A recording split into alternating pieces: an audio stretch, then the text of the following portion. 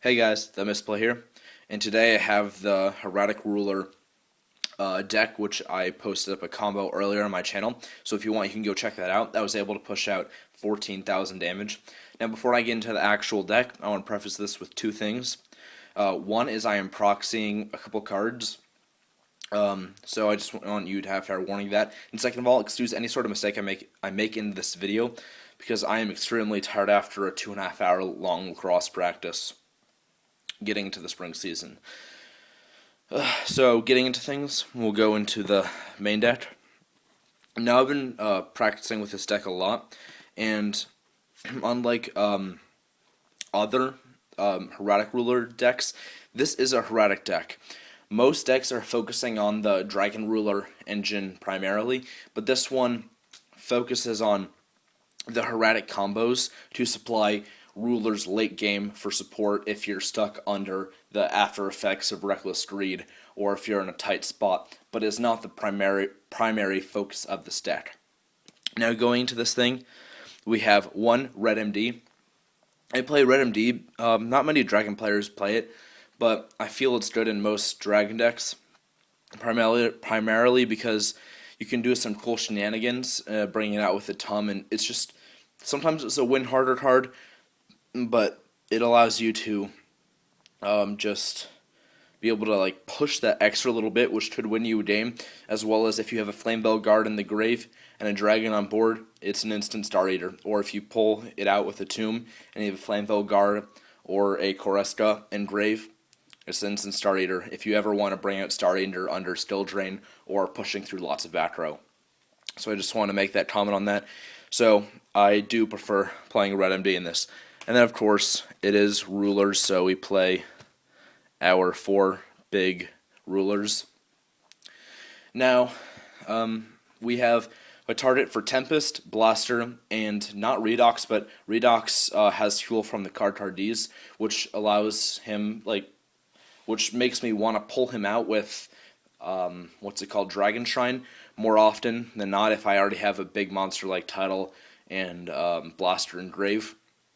And so Tempest is good for its target, and Tidal is the only one I'm a little bit iffy about. Sometimes I wish I could have that extra space for something like more back row destruction, because that is a little bit of downside, and I have to side in more, adjusting to my matchups. But Tidal's a little bit so-so because it doesn't really have any benefits if I had a target for it, nor is there any really good ones. But it's there. It's another Dragon Ruler. Next up, we play the one Terrestra because it is our Tempest target. We do not play Debris Dragon in this deck because I do not understand why people play it. It is a tuner, so it conflicts with Labradite Dragon. So you can't pull it out and make a, Star Eater, like you can with Dragguard. But I don't like Dragguard because it is a dart as opposed to a wind. If Dragguard was a wind, I would play that as my Tempest target, and it would just be able to make really cool plays. But I don't really like that aspect of it, so I play Koreska because you do enjoy playing level 1 tuners, and it's just a good card because you can pull it out, dump it, you can do cool shenanigans, it's your Tempest target, lots of things. I find it to be very useful and I recommend trying it out.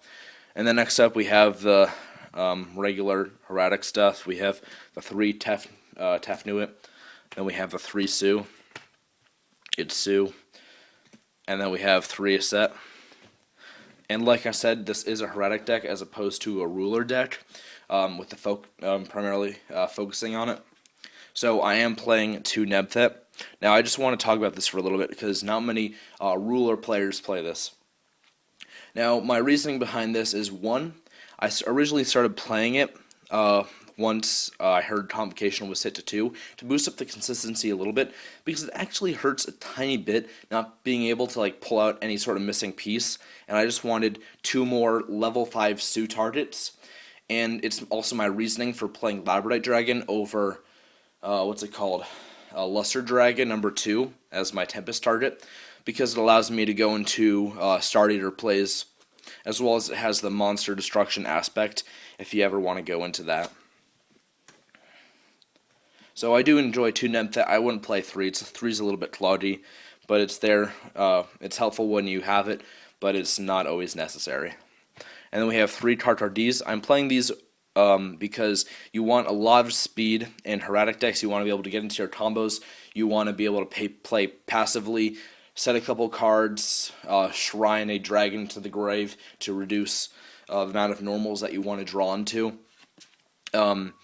And it's also an Earth, so it has synergy with Redox, being able to discard card and a Redox to reborn something from the grave or reborn Redox itself if the card happens to be dead. It's also a level 2, which you don't run into it ever, really, but I found it interesting that it, with Labradite Dragon, if you somehow are able to pull that off, you can make a rank 8. So I like 3 card just because of the synergy, and drawing is good. I don't mind ending my turn quickly because if you're not doing it for the push, there's no need. Now we have our 2 proxy card. These are Swift Scarecrow because they essentially do the same exact thing. But these are Ghost Trick Jack Frost. Now, if you don't know what Ghost Trick Jack Frost is, it's pretty much the same reasoning as Swift Scarecrow, whereas it stops opponents' OTKs and big pushes, but it also has a dual aspect where I really wish I could bump it up to 3, but I have space constraints, as well as it can become a little bit dead when you would rather draw into your Hieratics. Now, with Ghost Jack Frost, its secondary effect, besides just in general stopping OTKs, is that it's able to flip over problem cards like Thunder King, Evil Swarm Ophion, what else? We have Extinction Knight, if that's even a problem. We have Abyss Dweller, we have Roach, we have, I don't know, Pleiades, if that's even a problem for this deck. You can flip over so many problem cards that you do not have to deal with the next turn. Or you could flip something over, and you can attack into it with Jack Frost itself, as well as it does not target, so it is amazingly helpful in the Bujin matchup, where you're able to flip their Bujin Yamato over. They can't do anything, they cannot respond, and then I just go, okay, flip summon, attack over Yamato, and they're like, I don't have Yamato anymore, I have to search for a new one. So it's just another out to all those problem cards. It's an out to Yamato helping in the Bujin matchup, and it stops your OTK. So all around, it is an amazing tech card. I wish I could bump it up to 3, but I side the 3rd, just because it is so useful in this deck. As well as it gives you a sense of security if you don't necessarily have the best hand. And comboed with Card D, it can become pretty good, where you can Card D and feel safe for the next turn. Next up, for our normals, we play 1 Flamebell Guard, 1 Galaxy Serpent, and 1 Labradite Dragon. Now I'm going to go into my reasoning for all 3 of these. Flamebell Guard because 1, it's a blaster target, so you can do cool shenanigans with that. Pretty self-explanatory, as well as it has, many people forget this, but it has a 2k ass, so that can become pretty useful if you have an awful hand. But overall, everybody needs to play Flamebell Guard, especially if you're playing a more synchro-orientated extra deck like I am. Galaxy Serpent. I play Galaxy Serpent because it gives more utility into going to rank Ace as I played with the normal version, as well as with Nebthet, that awkward level 5 guy. You can always bring this out with your Tribute Hieratic effect and go into a Black Rose, not necessarily just using its effect, but in this version that I play, Black Rose has a secondary utility where its level itself allows me to go into rank 7 plays more than I would usually be able to. And then Labradite Dragon because it combos well with, like I said before, Nebthet, because you can just don't want to instant Star Eater using Nebthet, tributing over, as well as it's a level 6, so you can go into plays like a Tomb, like everybody knows. So the tuner aspect for me is priceless compared to what Luster Dragon would bring into this.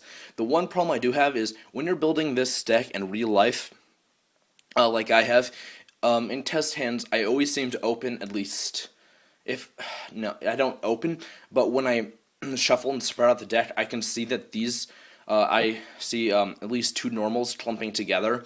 So it frustrates me a little bit that I may have to deal with a hand every once in a while where I have two normals.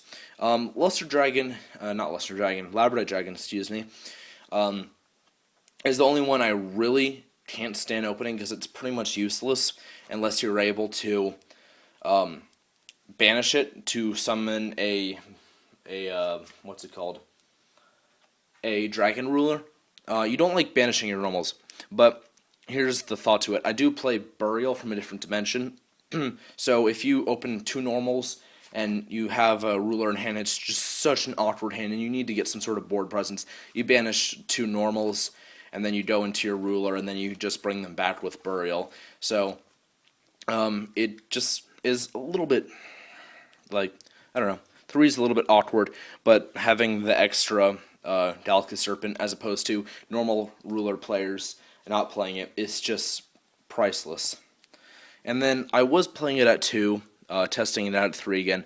I played through Dragon's Shrine. I was originally playing it 2 because it could get a little bit cloggy, but then I realized getting your normals in the grave is just way too crucial. So you don't dead draw, you can shrine for the normal. That would be a pain in the ass to draw into, and then from there you could go ahead and card. So you just have a lower chance of drawing into that awkward normal that will do pretty much nothing in your hand. So I do prefer Shrine. It also gives you more access into your rulers, even though that is not the primary focus of this deck. So you can play it at 2 if you prefer. And then we have the 2 Commutation because it's Commutation. Not much you need to really say there. A 1 Wing Beat. This is my only form of back row removal outside of monster effects like Sue. Excuse me.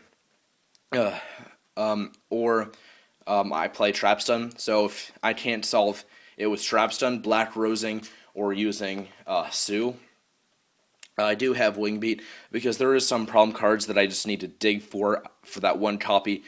I played 2. I loved it. Got a little bit cloggy. I played none. I missed it a whole bunch, and because I can't play MST due to tightness in the main deck itself, because there's so much stuff I want to play, I cannot play it, so I might as well play Heavy Storm in place of those MSTs.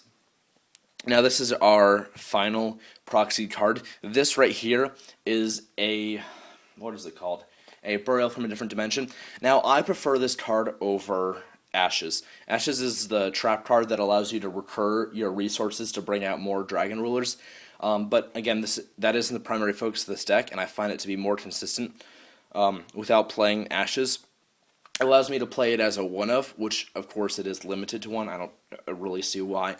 But so there is more utility to this, because if you are in a really tight spot and you need to start banishing your Dragon Rulers because you have no more fuel to go into Hieratic pieces, you need to start banishing things like normal monsters, getting at a tight hand like I said before, or just banishing your rulers to get their effects to add things like Corusca or Flameveil Guard to hand if you haven't already dumped it into the grave. It's just really useful. They bottomless, they deprison your ruler. You can just bring it back and into the circulation in your graveyard again. So I prefer this a lot more than Ashes, just because I get to play it out of 1-of, and it is so useful when I do. Next up, going to the traps. I don't play any Upstart just due to space constraints, and I'm only playing what I absolutely want to play in this deck. It's pretty tight for me because I've put a lot of thought into this. I play 3 Trap Stun because I always want a Trap Stun. Yes, they do seem to rarity stack together, and I draw into either 1 in a Reckless or 2 of them. They are still very helpful for the fact that I can either Trap Stun, and then I can use Wing Beat of a Giant Dragon to clear all of their back row without them having as a response unless they have a Book of Moon or a Lance. Or I can go flip Trap Stun and then Black Rose the field without having any response. Or I can just Trap Stun and go for my OTK. So I do love 3 Trap Stun. I always want it. It's really great. And then we play the 3 Reckless Greed because this has the same mentality as Dark Worlds, not so much just the Hoban theory, but you want to draw into cards. you can be just like in Dark Worlds. You can be what is it called? Supported by a recurring Grapha, as in this deck you have to support from your recurring Dragon Rulers. So I feel that 3 Reckless is okay to play, and you usually want to hold on to your 1 set. They think it's dead, and you set another one, and then you activate 2 at the same time so you don't go minus when you activate it. Or just activate it when you have to. It's a great Pot of Greed card if you really do need the resources. And going into OTK, it really doesn't matter if you win or lose. It doesn't matter if you stay to the next turn because you're already going to win. Though we play 2 Skill Drain, don't consider playing it at 3. I do side the 3rd, but I like Skill Drain because it is a blowout card to most decks in the meta right now. Sylvans hate it, Bujans hate it, Madolche hate it. It's just going to be really big, and so it's just a blowout card for most decks, as well as it allows you to keep your Dragon Rulers on the board more than they would just return to the hand, and working under Skill Drain is really easy in this deck because all your effects activate in the grave. Going to the extra deck, we play 1 Mecha Phantom Beast Draco Sack. I consider bumping this up to 2 because I sometimes do miss the second, but due to space constraints and just not having the resources in real life to buy a second one, I do have a Mecha Phantom Beast Draco Sack. I'm not playing 2 for the reasons stated, but it isn't really bad because it's just removal, or I play defensive, summoning it first turn in defense mode with its 2 tokens, so it doesn't have be 101. It's more of a defensive card, or if I need to pop something under Skill Drain or a problem card, I can always go into Mecha Phantom Beast Draco Sack and I can count on it. And to go along with our other rank 7, we play 1 big guy. Sometimes I do wish I had the second, but you really don't need it at all. I'd rather play the second Draco Sack over this. But your big guy's always good. It's a big card that you can just take big monsters with. And then we have, I'm going to do this a little bit of out of order. We have the 2 Attuned, because you want to play the control 2 with your 2 Die Dragon. You never would go into more than these cards. You want to play the control 2 and 2. I don't like playing 3. I don't like playing 1 Die Dragon and 2 Attuned. And if you also, another thing is Die Dragon is level 7, so if you really need to have recurring board presence, if you don't have Skill Drain set up and you do not have your Big Eye or your Draco Sack in that very rare chance, you can always go into your Die Charger. And then we have, for our last of our rank 6, we have 1M7, because it's your out 2 cards that cannot be destroyed by battle or by card effects, Cough Cough Beals, or just other problem cards, and allows you to add resources back to your hand, as well as its surprise butt sex with what is it, Red MD, just being able to bring it back and then bring out a tuner, Stardust, or you go into bring another ruler and then banish 2 for another ruler, make Big Eye or something like that. M7 is overall a really good card. Then we play 1 Bouncer, because if you can't get your Skill Drain set up and your opponent suffers to not being able to use their card effects, it is a good first turn option. Then we're going to our synchros for our Big Daddy, level 7. We play the 1 Star Eater. Now, I really enjoy Star Eater because it's bigger than Crazy Box or, what is it called, Acid Golem under Skill Drain, and it is just really big and can push through back row. As well, it's really easy to bring out, even without playing your Debris Dragon, because you can go into it with Nebthet plus Labradorite or Red MD in a Flame Belguard or Cresta. And then we play 1 Spark, because it is a really good first turn, being able to set up an Atom and a Spark tap protection to bring out, to be able to use Atom's effect in the following turn. But since it is once a return, it is not as broken as I would hope it to be, and I would consider cutting this for your Draco Sack, because you do play a Stardust Dragon. Being able to set up a Stardust Dragon and a Skill Drain is a very good lock, especially with decks that don't have outs to it. Then we play 1 Strap Dragon, because it's level 8 removal. And then 1 Blader, because you have Blader in the matchups that they couldn't live without going to higher than 4s. Then something that most people don't play is I play two Black Rose because I have more access, availability. Yeah. So again, I'm really tired. Going into a Galaxy Serpent and your Nebthet, you can go into it and then proceed to use a ruler, so you're using less resources, as well as it's really good to nuke the field. They feel all safe, they feel all cuddly, they set up their board presence once again after somehow being able to fight back. And just being able to block Rose the second time is just way too good. As well as if you do really minus in your plays, which sometimes you do, you want to be able to minus your opponent. So even if they do have an option, you can't. You just take away their resources because you're going to be going minus. You want them to go minus heavily too. And going to there, that's the main and side extra. Now I have a few cards that I would recommend siding. I'm not going to bring out an actual side deck because I don't actually have one yet, but I do side the third Still Drain because it's a blowout card. I play one extra Wing Beat and two Mystical Space Typhoons because sometimes there's just cards that you really, really need to remove off the board. And lastly, we play our third copy of Ghost Trick Jack Frost because it's Jack Frost and it's your out to either OTKs or you're removing problem cards by just setting them, and it's not targeting. And yes, this is a proxy. Please listen to this with volume. It is a proxy. This is not a Swift Scarecrow. So that is it for the deck profile. One thing that I did forget to mention is another use of Ghost Trick Jack Frost is if you have a really awkward hand and you don't have a Tefnuit to special summon or an Esset to normal summon, you can go ahead and set your Ghost Trick Jack Frost using its effect from the hand.